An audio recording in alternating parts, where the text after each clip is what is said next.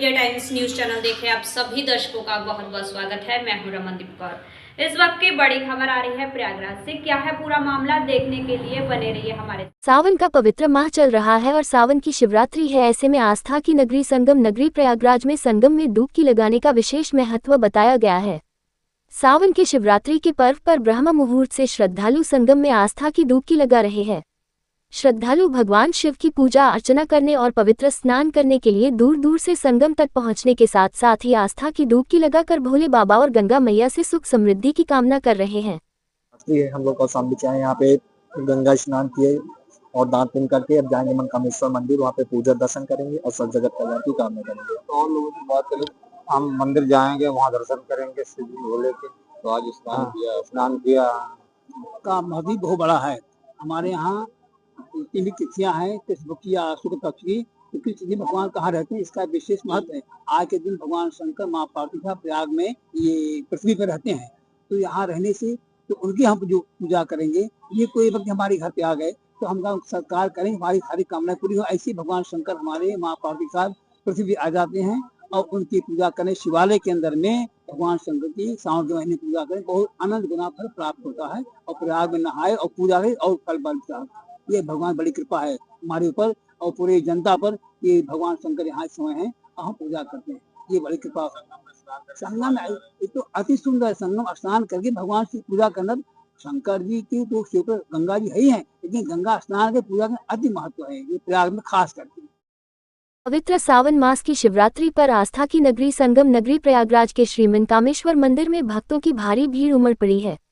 श्रद्धालु भगवान भोलेनाथ का जलाभिषेक करने और पूजा अर्चना करने के लिए ब्रह्म मुहूर्त से ही मंदिर में जुटने लगे थे।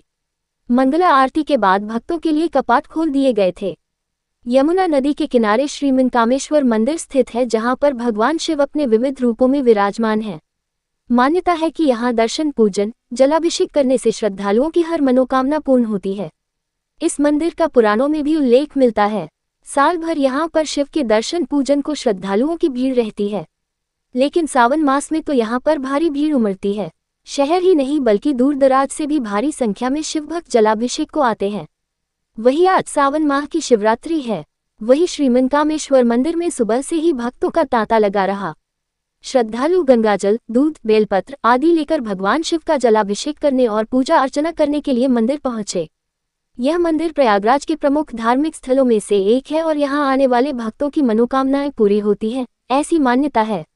धार्मिक मान्यताओं की बात करें तो पुराण में भी वर्णन है। ये काम को भस्म करके भगवान शिव स्वयं यहाँ पर विराजमान हुए हैं। त्रेता काल में भगवान श्री राम वनवास जाते वक्त प्रभु राम ने भी यहाँ शिव का पूजन और जलाभिषेक कर अपने मार्ग में आने वाली तमाम विघ्न बाधाओं को दूर करने की कामना की थी। शिवरात्रि में भगवान की पूजा आती होती है और पूजा आती है यहाँ पे। अभी शाम तक दिन बराबर चलेगी। इस तरह से आप लोग भोले बाबा की कृपा है और सब प्रभु जाने। कैसी व्यवस्था? बहुत अच्छी व्यवस्था है और यहाँ डेली व्यवस्था बहुत अच्छी रहती है। शिवरात्रि है, इसलिए सावन में यहाँ खास बहुत ज्यादा भीड़ होती है। बहुत दूर दूर से लोग आते हैं दर्शन के लिए। आज तो शिवरात्रि है, सोमवारी तो होता ही होता है, आज स्पेशली है। और अभी जस्ट अपना आरती संपन्न हुई है, इसके बावजूद भक्तानु के भीड़ घूमे हुए दर्शन करने के लिए आप समझ सकते हैं कितनी बहुत प्राचीन मंदिर है। आप लोग समझने की कोशिश करें। इलाहाबाद हाई कोर्ट ने रामपुर से सपा के पूर्व विधायक मोहम्मद अब्दुल्ला आजम खान याचिका को खारिज कर दिया है। 1 जुलाई को हाई कोर्ट ने सुनवाई पूरी होने के बाद फैसला सुरक्षित रख लिया था, जिस पर आज जस्टिस समीर जैन की बेंच ने उनकी याचिका को खारिज कर दिया है। अब्दुल्ला आजम ने इलाहाबाद हाई कोर्ट में 2 अलग अलग मामलों में दाखिल की थी 2 याचिकाएं। पहला मामला अब्दुल्ला आजम खान के फर्जी पासपोर्ट से जुड़ा हुआ है, वहीं दूसरा मामला अब्दुल्ला आजम खान के 2 पैन कार्ड बनवाने से जुड़ा था और एक मामले में गलत जन्म तिथि पर फर्जी पासपोर्ट बनवाने के मामले में बीजेपी एमएलए आकाश सक्सेना ने 30 जुलाई 2019 को अब्दुल्ला आजम खान के खिलाफ रामपुर के सिविल लाइन थाने में धोखाधड़ी और पासपोर्ट एक्ट की धारा में मुकदमा दर्ज कराया था। दूसरे मामले में बीजेपी नेता आकाश सक्सेना ने अब्दुल्ला आजम खान और सपा नेता आजम खान के खिलाफ 6 दिसंबर 2019 को रामपुर के सिविल लाइन थाने में 2 पैन कार्ड रखने के मामले में एफआईआर दर्ज कराई गई थी। अब्दुल्ला के खिलाफ दर्ज दोनों मामलों में एमपीएमएलए कोर्ट में ट्रायल चल रहा है। वहीं आज इलाहाबाद हाई कोर्ट ने उनकी दोनों याचिकाओं को खारिज कर दिया और कोर्ट ने ट्रायल कोर्ट को जल्द निस्तार निस्तारण करने को कहा है। हालांकि अभी अब्दुल्ला आजम जेल से बाहर है। अब्दुल्ला आजम ने ट्रायल कोर्ट में चल रहे दोनों मामलों में अपने खिलाफ चल रही संपूर्ण कार्रवाई को रद्द करने के लिए इलाहाबाद हाईकोर्ट से याचिका दाखिल की थी, जिस पर हाई कोर्ट के जस्टिस समीर जैन की सिंगल बेंच ने अब्दुल्ला आजम की याचिका को खारिज कर दिया। सर ये बताएं कि आज पूरा क्या मामला था, किन मामलों में आज कोर्ट ने जजमेंट दिया है और इससे अब्दुल्ला आजम को कितना बड़ा झटका लगा है? देखिए, ये पासपोर्ट और पैन कार्ड से संबंधित दो याचिकाएं यहाँ पर दाखिल की गई थी और ये कहा गया था कि जो बर्थ सर्टिफिकेट का मामला है उसी से संबंधित ये मामला है, इसलिए दोनों मुकदमे नहीं चलाए जा सकते हैं। बट कोर्ट ने इनकी बातों को नहीं माना और 1 जुलाई को इसमें फैसला सुरक्षित रखा था, जिसकी आज जजमेंट दिया है कोर्ट ने और दोनों ही याचिकाएं इनकी निरस्त करते हुए ट्रायल कोर्ट को आदेश दिया है कि जल्द से जल्द इनकी सुनवाई करें और ट्रायल कंप्लीट करें। अच्छा, किस कोर्ट ने फैसला सुनाया है? ये जस्टिस समीर जैन साहब ने किया है, एकल पीठ थी, कोर्ट नंबर 82। किसने FIR दर्ज कराई? ये इसके शिकायतकर्ता थे वहाँ रामपुर के विधायक श्री आकाश सक्सेना जी और ये 2019 में तीनों FIR दर्ज कराई गई थी, जिसमें बर्थ सर्टिफिकेट, पासपोर्ट और पैन कार्ड तीनों FIR अलग अलग हुई थी। बर्थ सर्टिफिकेट वाले मामले में पहले ही से इनको सज़ा हो चुकी है, जिसमें 7 साल की सज़ा यहाँ पर है, इनको है, उसके खिलाफ यहाँ पर रिवीजन फाइल कर रखा है। अभी अब्दुल्ला आजम जी की क्या स्थिति है? देखिए, अब स्थिति ये है कि ट्रायल कोर्ट के आदेश पर निर्भर रहेगी उनकी स्थिति। जब ट्रायल कंप्लीट होगा, चूँकि वो लास्ट स्टेज पर है, वहाँ पर लगभग सारे गवाह कंप्लीट हो चुके हैं, अब बहस के लिए लगने वाला है, तो जैसे ही बहस होगी उसके बाद जो भी स्थिति होगी वो ट्रायल कोर्ट तय करेगी। वो जेल से बाहर है? अभी जेल से बाहर है, लेकिन अब ट्रायल कोर्ट तय करेगी कि वो कब तक रहेंगे। Allahabad high court bar association की 28 सदस्यीय कार्यकारिणी के लिए आज बुधवार को मतदान की प्रक्रिया शुरू हो गई है। सुबह करीब आधे घंटे की देरी से नवनिर्मित न्यू अधिवक्ता चैम्बर्स बिल्डिंग के भूतल स्थित पार्किंग क्षेत्र में मतदान सुबह 9:30 बजे शुरू किया गया। ये पूरी प्रक्रिया CCTV कैमरों की निगरानी और कड़ी सुरक्षा व्यवस्था के बीच कराई गई। मुख्य चुनाव अधिकारी राधाकांत ओझा ने जानकारी दी कि इस बार अध्यक्ष, महासचिव सहित विभिन्न पदों के लिए कुल 200 प्रत्याशी चुनाव मैदान में हैं। कुल 9,719 अधिवक्ता अपने मताधिकार का प्रयोग कर सकेंगे। इसके लिए कुल 18 मतदान बूथ बनाए गए हैं, जिनमें महिला और बुजुर्ग अधिवक्ताओं के लिए अलग बूथ की व्यवस्था की गई। इन पदों पर हो रहा मतदान: अध्यक्ष 11 प्रत्याशी, महासचिव 8 प्रत्याशी, वरिष्ठ उपाध्यक्ष 9, उपाध्यक्ष 5 पद 42, संयुक्त सचिव प्रशासन 13, संयुक्त सचिव लाइब्रेरी 7, संयुक्त सचिव प्रेस 13, संयुक्त सचिव महिला 5, कोषाध्यक्ष 14, गवर्निंग काउंसिल सदस्य 15 पद 78 प्रत्याशी। चुनाव समिति ने यह भी स्पष्ट किया है कि अधिवक्ताओं को बार एसोसिएशन का वैध ID कार्ड दिखाना अनिवार्य है और वे केवल अधिवक्ता ड्रेस में ही मतदान कर सकते हैं। अधिवक्ता सुबह से ही कतारबद्ध होकर वोट डालने पहुंच रहे थे। मतदान प्रक्रिया के दौरान हाईकोर्ट की अदालतों में सुनवाई भी जारी है। इस तरह से जो है हाईकोर्ट बार सेशन का मतदान यहाँ पर कराया जा रहा है। कुल कितने प्रत्याशी हैं, किस तरह से मतदान CCTV कैमरे की निगरानी में पूरी सुरक्षा के साथ कराया जा रहा है? कुल यहाँ पे 200 हमारे प्रत्याशी हैं, जिसमें प्रेसिडेंट, सेक्रेटरी और पदों पे हैं। लगभग 9,700 हमारे वोटर हैं। 9:30 बजे से वोटिंग शुरू हो गई है। शांतिपूर्वक वोटिंग चल रही है। वकीलों की वोटिंग है, इसलिए थोड़ा बहुत हू हल्ला तो होता ही रहता है, लेकिन सारे वकील बहुत कोऑपरेट कर रहे हैं। बहुत शांति से चुनाव हो रहा है। सब लोग अच्छे ढंग से पार्टिसिपेट कर रहे हैं। कितने बूथ बनाए गए, कितने बजे तक? लगभग 400 बूथ बनाएंगे और 5 बजे तक वोटिंग होगी। क्या लगता है आपको वोटिंग के बाद मतगणना का कार्यक्रम शुरू होगा? मतगणना का कार्यक्रम कल आराम होगा, परसों से स्टार्टिंग होगा, उसके बाद मतगणना होगी। सर, अगर बात करें तो आज हाईकोर्ट भी चल रही है, नो एडवर्स ऑर्डर के लिए क्या?